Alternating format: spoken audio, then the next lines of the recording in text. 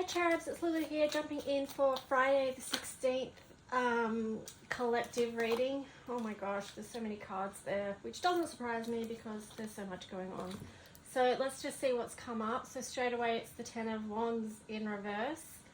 So let's just go through this story that it's telling. So Ten of Wands, it's like, you know, lay down some of your burdens. Remember, you don't have to do everything. So it's about coming out of conflict at the moment because, well, let's see. I should look at all of them before I start. Okay, so Ten of Wands, Five of Wands in reverse, and then we've got the Seven of Wands right in the middle. We've got Judgment in reverse, the World, and then the Page of Cups. Okay, so let's see. This, yeah, like I said, is inviting you to lay down some of your burdens. You know, you don't have to carry the whole world on your shoulders. Come out of conflict. So this could be with internal conflict that you've got going on, but also it could be with others. When you're in conflict with others, just think, you know, ask yourself, what's the benefit there? It may be that you feel like you're having to stand your ground and protect your own energy, your own space. But it does feel like this is the energy of to take a step back and see what's not in alignment, what's creating this conflict, because there you've got the Judgment card in reverse. You've got the World here and the Page of Cups, you know, so we want to be in a world that's feeling good, that's balanced, that's opened up and is supporting us with our emotional well-being and our wishes moving forward. So, you know, there is a lot we're trying to balance at the moment. There's so much going on. But, you know, just ask yourself, is there one thing you can let down today? Or take off your list of things that you have to do. So let's just see. Okay, got three cards come out here. Four of Wands, Temperance, and Shadow Dance. Okay, so yeah, this is like, you know, we do want to come into that place of harmony where we are stabilizing our own energy. You've got the Temperance here as well. So bringing it into harmony. Or we're going to play this game of the Shadow Dance, which is easy to do, you know, when we are actively participating in conflicts that are going on around us. It's like, is that really where you want to put your energy?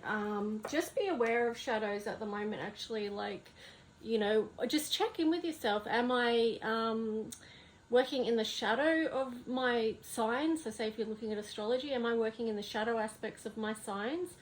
Or am I, you know, working in the positives? And that can give you information on where to go from there.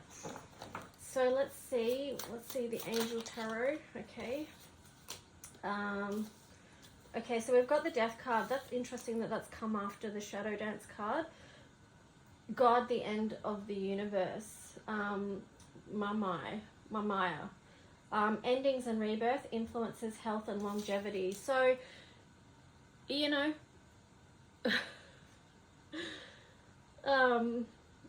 again, it is noticing I mean, this is the longest birth, isn't it? But sometimes, you know, birth does take a long time. Like, my firstborn took, like, I think it was 32 hours of labor. So, you know, it takes a long time. That's probably too much information for you. But we are going through this process. So what is going to help us with our health and longevity? And it's really about balance. King of Swords, Lawaya, the Exalted God. Victory, grants victory and protection from lightning. So there's been a consistent message about protection and also protecting our energy and our well-being throughout this week, which, you know, does make sense in relation to the energy of Virgo. I am actually thinking about making a separate video about mental health and well-being, especially within the freedom fighter or freedom loving movement. So do let me know if you're interested in that. You know, because our overall health and well-being is very important. Now let's see what the Astros say. So we've got 10th house. Well, that's weird. Okay, that's on, that was either going to go Aquarius or Cancer. but when I moved it out, it landed on Aquarius. So we had that yesterday. As we also had the Capricorn energy yesterday as well, which relates to the 10th house, and we've got Mercury. Oh, so this does relate to the astrological alignments at the moment, quite heavily. So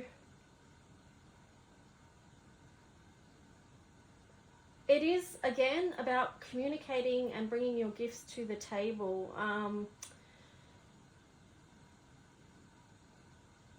Again, like yesterday I mentioned about Aquarius and the individual, but also humanity. One of the best ways we can serve humanity is by bringing our own health and well-being and lives into alignment. So let's just see what health card we get here. What's this deck called? This is the Essential Oil Oracle cards. So let's just see. That's way too many. But that's the fact that way too many cards came out is also a reminder that we all need all have our own personal medicine that we need right now, and it can be worth inquiring what that is for you. So one thing for me that I know I need to get my hands on is some fresh ginger to support me with some things I need some help with. So you could just ask yourself, what is it that your body needs to support you? Here we've got this card come up again, which is release. This is a card of tension.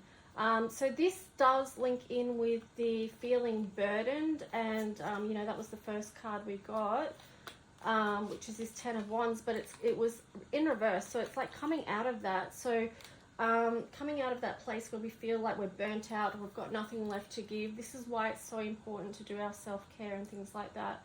So the true statement is, I nurture myself. Dear one, it's time to settle. Create a sacred space where you can be. In that place of rest, and healing will unfold. So we're getting that reminder and encouragement again. So do pay attention to that.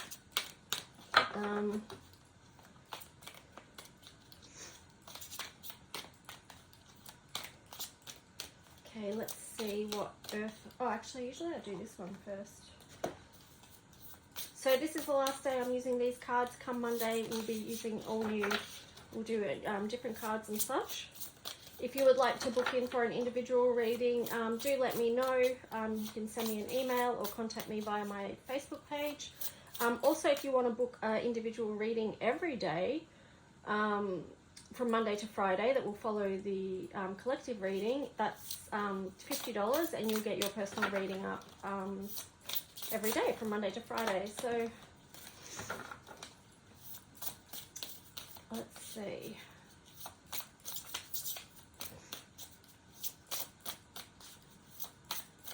What's in our highest good for the message to come through that's going to support us through this weekend until Monday?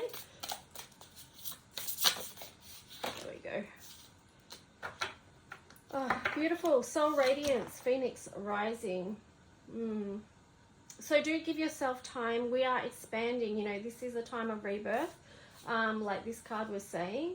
So, you know, we are expanding. So as much as we're dealing with everything that's coming at us in the 3D old structure type world that's, you know, not wanting to let go, and we've got a lot of things and a lot of attacks coming at us, we've also got the light coming in. This is a lot to balance, and so it does take a lot of rest. It does take a lot of listening into your body and what your body needs. So say if you need something different right now as far as food goes, if you're not feeling drawn to eating the foods you usually eat, move to something else that's lighter, because this is linked in with Soul Radiance and the Phoenix Rising. So it's part of the Ascension plan. You know, as we move on and up, we get lighter and brighter. So, you know, that's something to remember, that, you know, I'm getting the words 2 solar flares with that as well, just so bear in mind that that's also having significant impacts on our health at the moment as we try and move with the changes in a physical, spiritual, just, you know, holistic level. So it impacts us in multiple ways. Let's see what the Earth Oracle... Oh, beautiful. Uluru. I have power and it is real. I create my destiny. I carry the greatness of my ancestors in my body and soul. So that's really beautiful. That will help and link in with the Soul Radiance. And also we got Sumba Island. Fertility of all kinds is my birthright. I am connected to all the cycles of the land and sky. Healthy fierceness is something to be valued. Be patient, the time will come. Wow, there's a lot in that message, really, isn't there? It kind of reminds me of this card as well, of standing your ground. You know, there is a place for that fierceness. You know, it's not all about just sitting back and just, you know, there is a time to stand up is what I'm saying. So it's just knowing when that time is, though, you know, this is part of what we're balancing. So let's just see what Divine Whispers card we get.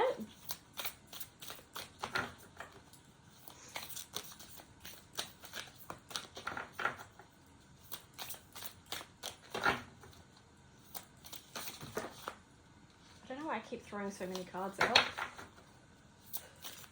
Here we go. Okay, so we got clear endeavor and laughter.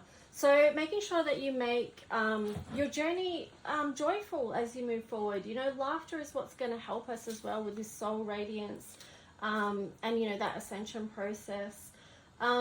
Also, too, if you want to be clear about where you're going and what you're actually doing, tune into how you feel. Do you feel happy or do you feel conflicted? Do you feel sad or confused or unsettled? Because they're all things that show you that something is not in alignment, okay? So remember the first cards where we had this, you know, the 5 of Wands and the Judgment. We had those in reverse. So it's like, this is how you know if you're on the right path. You know, this is how you know if your endeavor is clear and is open and is what your soul radiates through, is whether it lifts your spirits, whether you feel joyful and you feel lighter as you're going through that process. So yeah, that's just another little check-in. Okay, so that's it for Friday. I might come back in, like I said, and do a mental health reading specifically for people in the freedom movement that are doing the hard yards there. So yeah, we'll see. I'll see how I go. Anyway, have a great weekend and I will talk to you on Monday. Bye.